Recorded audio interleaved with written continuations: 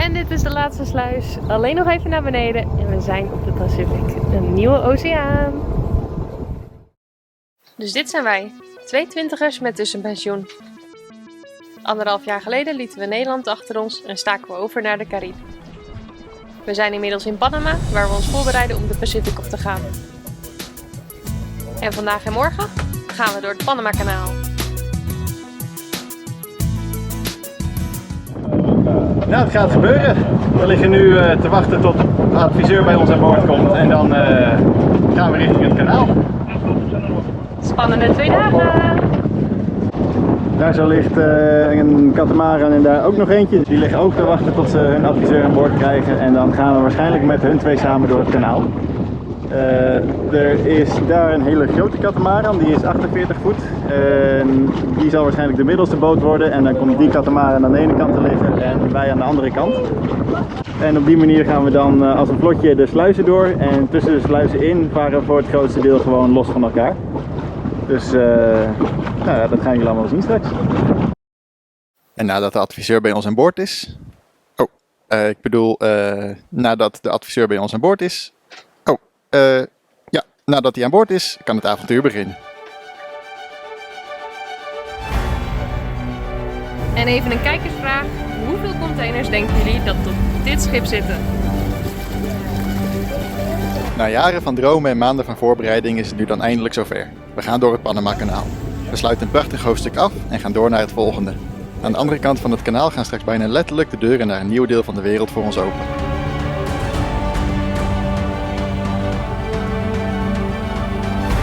We zijn bijna bij de eerste sluis en dat betekent dat we zo meteen ons vlotje gaan maken. We gaan met 3 boten naast elkaar. Dat is de boot waar wij in vast gaan liggen. En die katamaran gaat aan de andere kant daarvan liggen. Er is daar ook nog een heel groot vrachtschip. Daar komen we achter te liggen, dus daar liggen we samen mee in de sluis. We zitten nu vast aan deze 2 katamarans. De middelste boot die is aan het sturen, geeft gas en die zorgt ervoor dat we in het midden van de sluis komen te liggen.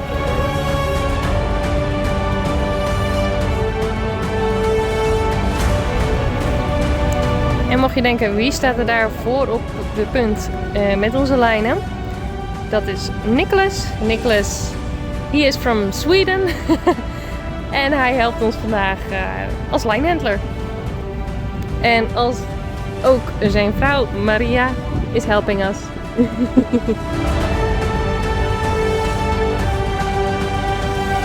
We zijn dus nu best wel laag.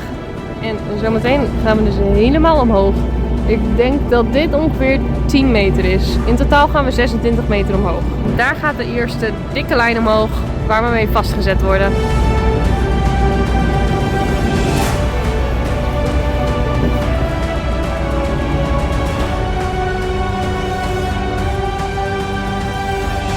En daar gaan de deuren ook dicht. Closing the doors! Tevreden, Niels? Ik dacht dat dit met onze eigen boot niet zo heel anders zou voelen, maar dit is echt fantastisch gaaf. Ja, zeer tevreden. Het gaat allemaal heel soepel, heel netjes en we liggen mooi vast. Nou, dat was het laatste beetje varen op de Atlantische Oceaan. Op naar de volgende!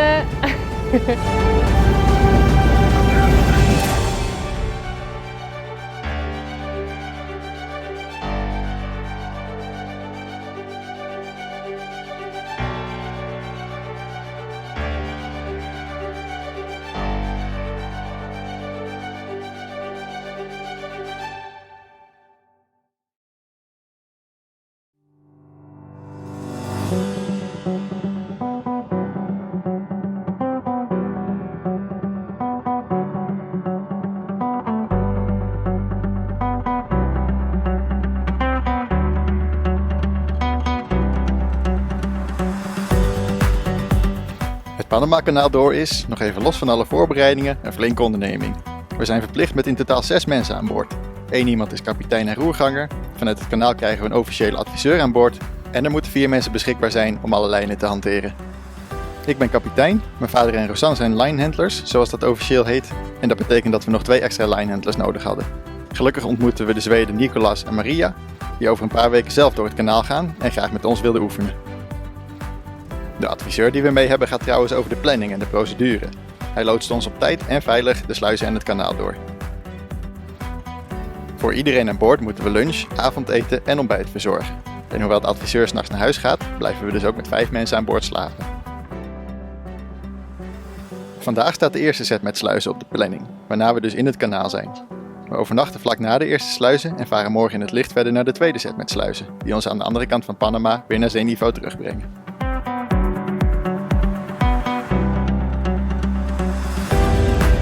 Het containerschip gaat nu door de laatste deuren. En wij gaan daar zo meteen, als hij wat verder is, gaan wij erachteraan. En dan gaan we door naar de mooring, waar wij zullen overnachten vanavond. En dan morgen moeten we ongeveer 20 mijl varen.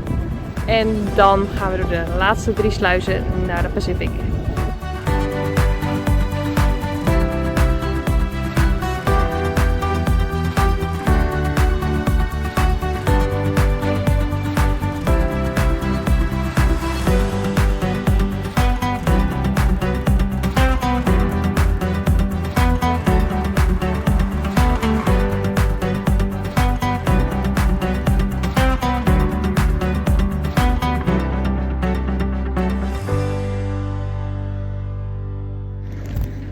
En onze adviseur gaat hier weer van boord. Die wordt opgehaald door de pilotboot en morgen krijgen we een nieuwe adviseur.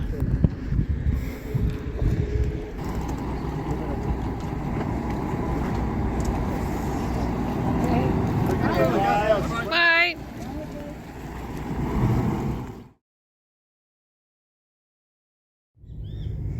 Het is 7 uur 's ochtends en we zijn net wakker geworden op de Gatun Lake.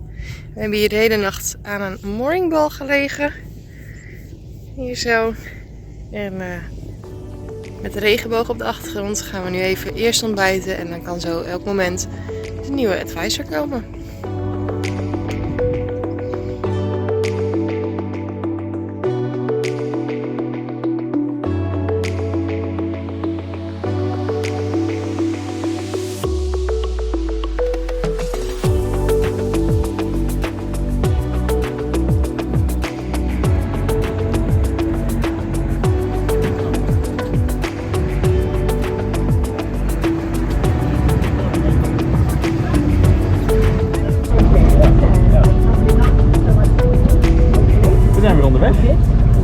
Vanochtend net even na 7 uur is de advisor bij ons aan boord gekomen en die gaat ons nu weer naar de volgende sluizen brengen.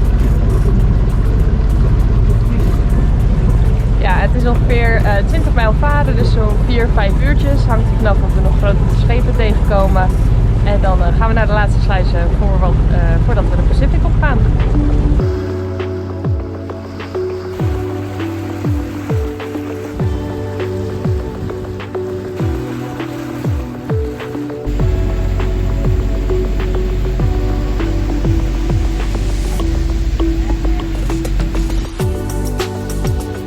Het Panama-kanaal. Decennia lang is er onderzoek gedaan, zijn er plannen gemaakt, plannen weggegooid en landen aan- en afgehaakt. Uiteindelijk waren het de Verenigde Staten die het voor elkaar kregen om in 1914 het kanaal gereed te hebben. Oorspronkelijk was het hele gebied rondom het kanaal dan ook grondgebied van de Verenigde Staten. Maar in 1979 handigde de VS het Panama-kanaal over aan Panama. Sindsdien is het Panama-kanaal een van de grootste en bovendien meest betrouwbare werkgevers van het land.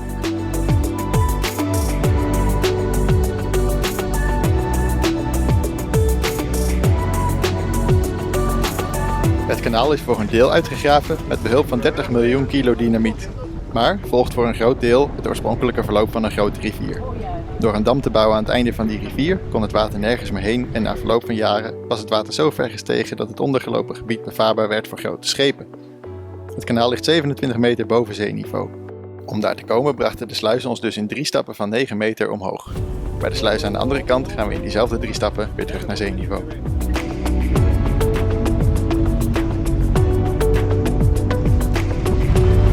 We zijn bijna bij de eerste sluizen van vandaag. We gaan nog onder een gigantisch hoge brug door hier. En dan gaat het afdalen zo meteen beginnen. Er liggen daar in de verte al een katamaran en een monohull op ons te wachten. En die gaan samen met ons zo meteen het plotje vormen. En met hun samen gaan we dan de eerste sluis naar beneden. En dan varen we ook weer aan hun vastgebonden samen naar de tweede set sluizen. En dan gaan we in 2 stappen naar de Pacific. Dus we zijn er bijna. De doorvaart van het Panama-kanaal is best een prijzige onderneming. Waar het in 2009 nog voor $500 kon, betaalden wij nu 5 keer zoveel. De totale prijs voor het kanaal zelf was $2431. Dat had overigens best nog meer kunnen zijn, maar we bespaarden $400 door alle boekingen zelf te doen in plaats van via een agent. En we bespaarden $500 omdat de nieuwe opslag die vanaf dit jaar van kracht is in het zelfboekingssysteem nog niet was doorgevoerd. Daarnaast hebben we voor $150 lijnen en extra vendors gehuurd. De vendors zijn zodat we voldoende bescherming hebben tegen de andere boten en de sluiswand. En de lengte en dikte lijnen die we nodig hadden, hebben we zelf niet aan boord. Om de dikke gehuurde trossen op de kade te krijgen, worden eerst vanaf de kant 2 dunne lijntjes naar ons toe geworpen. Die lijntjes binden we vast aan onze trossen en vervolgens kunnen daarmee de trossen naar de kant gehaald worden.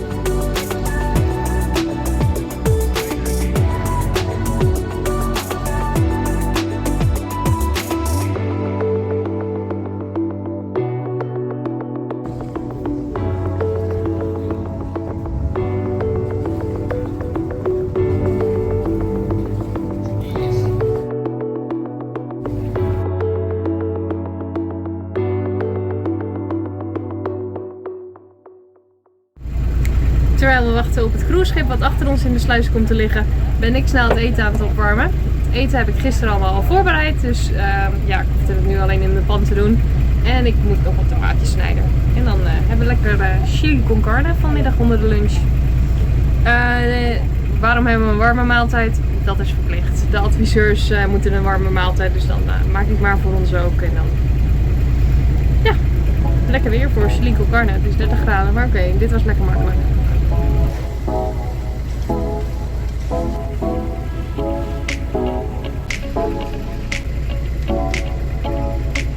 Pak tomaatjes erbij. En nachos. Eet smakelijk.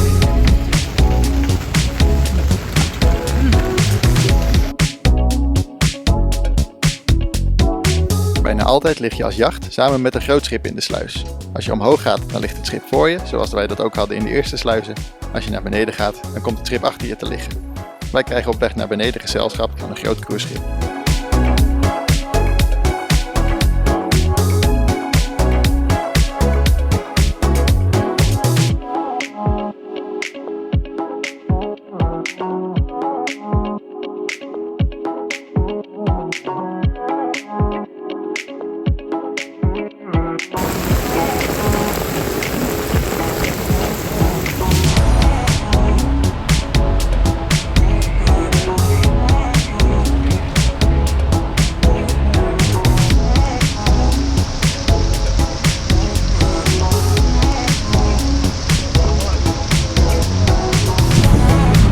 Zo mooi weer als we er de eerste keer bij hadden. Zo slecht weer is het vandaag. Het komt echt met bakken uit de hemel.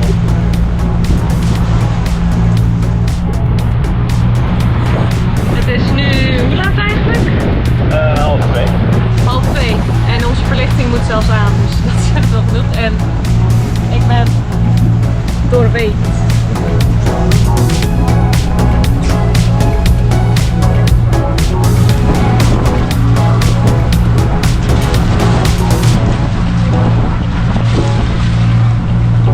Het formaat van de sluizen bepaalt hoe grote schepen kunnen zijn die door het kanaal gaan.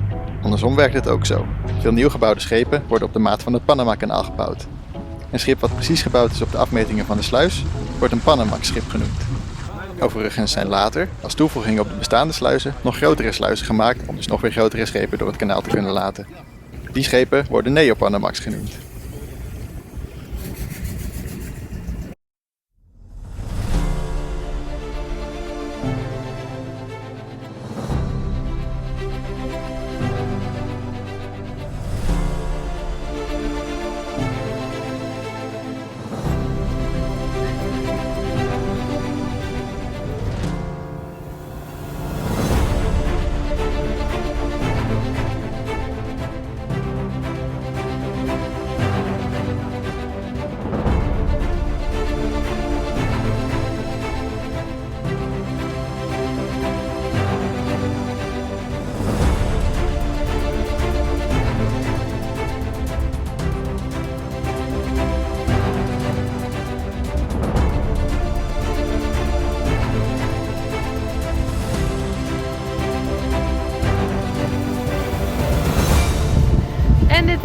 sluis alleen nog even naar beneden en we zijn op de Pacific, een nieuwe oceaan.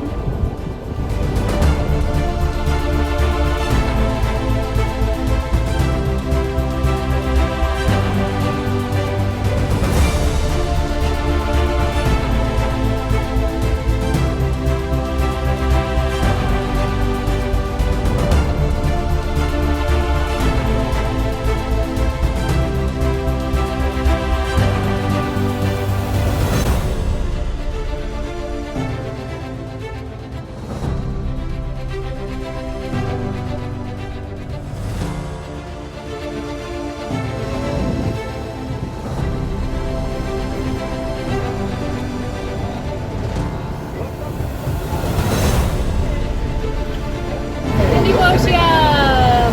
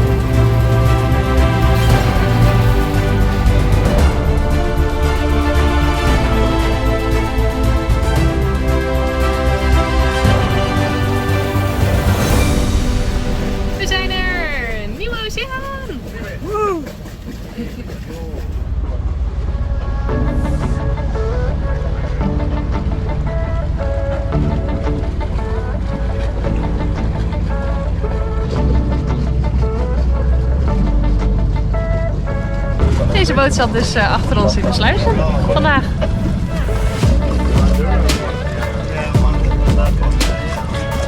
We moeten zo aan de andere kant van het kanaal zijn om onze lijnhandlers en onze adviseur weer af te zetten. Daar gaan we ook onze lijnen en onze vendors weer inleveren. Maar we wachten dus heel even voordat dit cruiseschip voorbij is. En daar steken we zo meteen achterlangs en dan gaan we het kanaal over.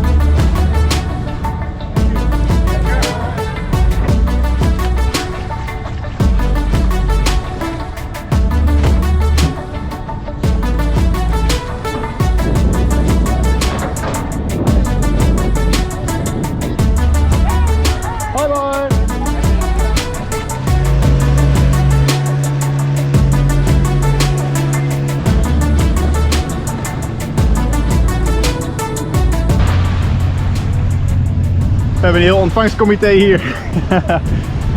Er wordt hier getoeterd, er staan mensen te zwaaien.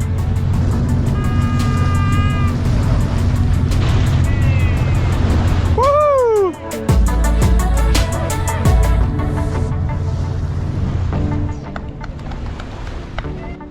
Welkom in de Pacific! Dankjewel!